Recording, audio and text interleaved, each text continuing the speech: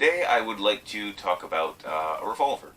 I am not anti-revolver. I know a lot of people say they're antiquated, they're outdated, and that they're not really efficient in the day of modern automatics, but I disagree. That's just me.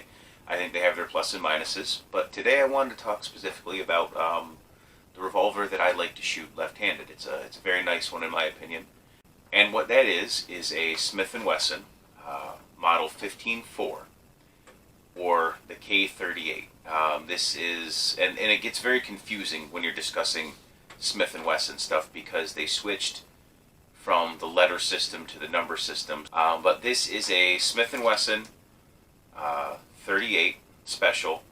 It's a 15-4 or model K38. They were known generally with a 4-inch barrel as the combat masterpiece. What the numbers denote, and because this took me a while to figure this out, so I wanted to help anybody else out, the numbers denote 15, that's the model and the dash, and then the second number is the, let's say, the engineering point. So for instance, this would be model 15, the 4th iteration. And like I said, also known as a K38. It has a square buttstock, which you can't see because I've taken off the original grips. We'll discuss that in a little while. And put on a set of great big rubber ones that I think are much more comfortable. It has adjustable target sights. You can see here, this notch can be moved left and right here. Elevation, I mean you could, but not really. You have basically a snag-free front blade here. We have grooves on the top for light issues. It's a 6-shot revolver. It's very smooth action. It's a double action revolver. It is not a double action only. Side note, if you are buying these, especially if you're in the California area, the LAPD for a long time carried these in these revolvers in double action only. They actually changed the mechanisms on the inside so that it could not be shot in single action. And what that means is double action is you pull the trigger, it's a much heavier trigger pull, the hammer comes all the way back, revolves the cylinder, and fires. Single action is where you pull the hammer back and now you have a very light trigger pull and off the round goes. So those were old police trade-ins that were made double action only, because at that time the police department in LA believed it would be much more deliberate that they would have to be with a double action than a single action. It would avoid oopses. It's not really the case, but whatever. Very smooth action. Everything's very nice. You can see this one came in the nickel coating. She's got some freckles because it wasn't the best taken care of, but we have gotten most of the roughness off of it. It is a beaked hammer, but you can see it is a removable beak, so if it wears out or if you have an issue, you can replace that.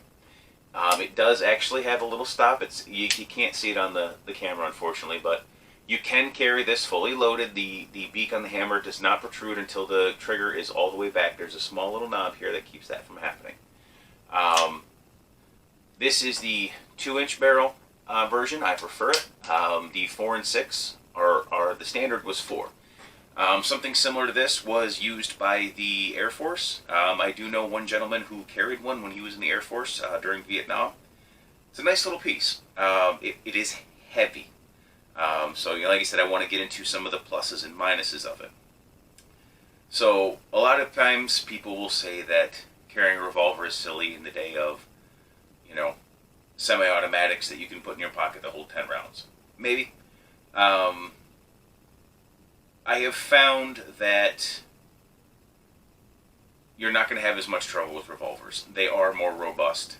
But as I've heard people say, when a revolver does break, it breaks. And I have seen them jam up. Mostly when I've seen something happen to a revolver, it's due to human massive abuse of the revolver or to using ammunition they should never use. For instance, this is a 38 special. Now, some people will say you can put 38 plus P through it, which is 38 special ammunition with a much hotter load. I don't recommend it. I'm not a fan of overpowered loads. That's just how I am. But I do know more than one person who carries one of these or on air weight. It's very similar in design because you can carry them in your pocket. You don't have to worry about anything happening to them. They're very tough to set off accidentally. My wife actually prefers revolvers because I have no idea why, but she does.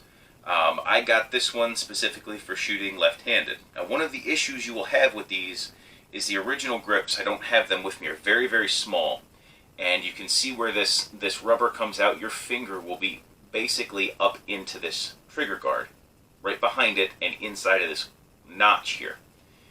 And when you fire it, it's going to beat this trigger guard onto the knuckle, and it's very unpleasant. So I put these big rubber grips on them. I think they cost me $10, and that has eliminated that problem. Also, it softened the recoil a little bit. It made it much larger, a little harder to conceal, but it fits my hand much better.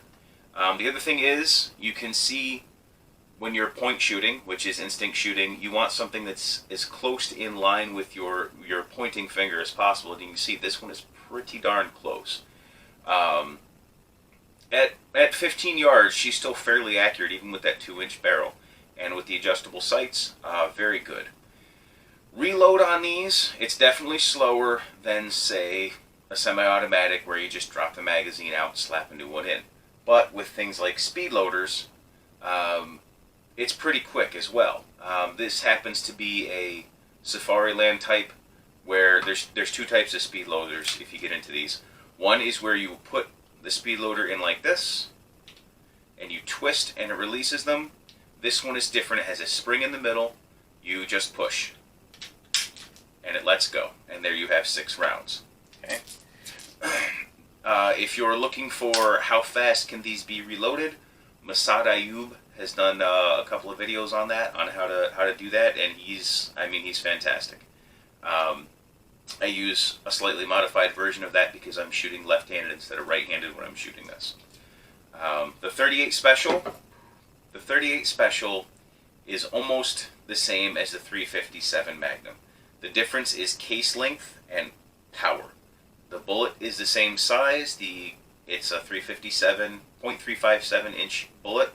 The case width is the same. The case length is different, so you could put more powder in it. To give you just an idea of the size, there is a 9mm NATO versus a 38 Special. These are almost exclusively chambered in revolvers because they have a little lip here. And that makes it difficult to put it into a magazine or put it into anything where those lips might catch on anything. Versus here where you have a rimless 9mm, it goes in smoother. But it is an exceptional cartridge.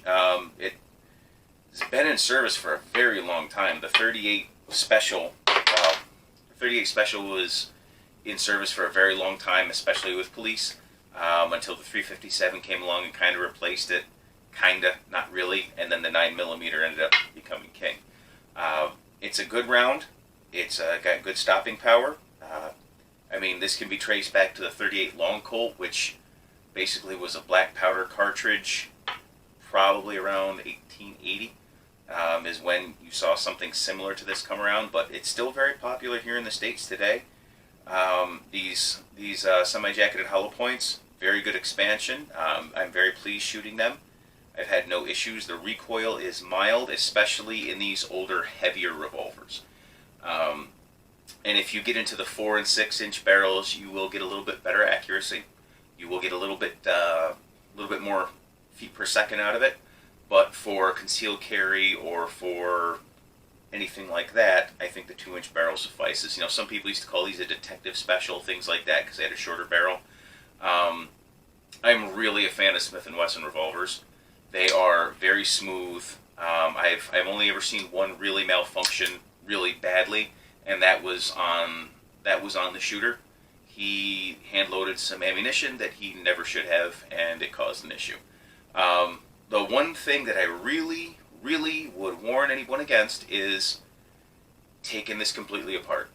It's like a frickin' clock on the inside. The first time I took apart a Smith & Wesson, I was used to 1911s and Colt single actions. There's like 7 moving pieces. Not the case with these. There's a lot of parts in there. Plan on, if you're going to take this completely down, you're going to spend a couple of days, in my opinion. Maybe you know more than I do, but the first time I took apart a J-frame, I was at it for a couple of days. Um, if you see any of these kicking around, I would say pick them up, especially if for a purse gun or something like that, or, if you're a left-handed shooter and you're tired of brass hitting you in the face, this is a good alternative. And honestly, 6 shots of 38 Special is pretty much going to do whatever you need it to do. It's a very good round, in my opinion. It's slightly underrated. Um, so there's definitely some reasons to and some reasons not to have one of these. I love this gun. Left-handed, doing out of the holster and up point shooting. I have absolutely no issues with accuracy at 10 yards. With two-handed support shooting, I have no issues at 20 yards. I'm not driving tacks, but I'm pretty close. So it's definitely a good platform. If you get onto, say, Wikipedia or something like that, and you find one of these, they have a breakdown of what year all these were made of by their model number. Like I said, this one's 15-4, made somewhere between 1977 and 1982. 1982 is when Dash 5 started. So there's very small differences in those. For instance, like they redid the gas ring on this one in the 70s. So they're a lot of fun. Eventually, they will become collector's items. I would say if you're looking for a nice revolver, and you can get it for a decent price, it's good. Especially when these days I'm seeing a lot of people shooting less. So shooting 6 rounds, taking the time, it's not a big deal. And honestly, with a little practice, using a speed loader can be just as quick as a magazine change. If you've got one of these old short-barreled Smith & Wessons, or you've got a story. I know a lot of cops used to carry these. I'd love to hear about it. If I've missed anything, please put it in the comments, and we'll talk to you next time.